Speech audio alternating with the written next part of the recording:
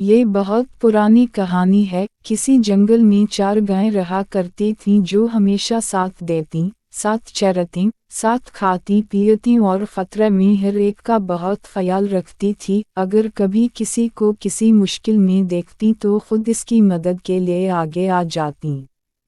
इन चारों गायों का आपस के इत्तेहाद का ये हाल था कि कभी शेरों और चीतों को भी इन पर हमला करने या इन्हें हड़प करने की जरूरत न होती थी, मगर फिर भी सभी शेर और चीते इन चारों पर नजरें रखा करते थे और इस तलाश में रहते थे कि जैसे ही मौका मिले वो इन पर हमला करके इन्हें खा जाती।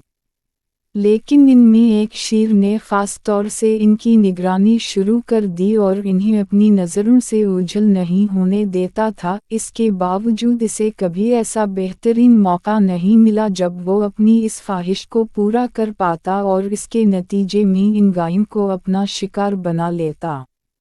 एक रोज़ ना जाने क्या हुआ कि इन चारों गायों की बदकिस्मती थी कि इनमें आपस में झगड़ा हो गया और वो चारों एक दूसरी से जुदा होकर अलग अलग अपनी मर्जी की चरागाह में घास चरने लगीं।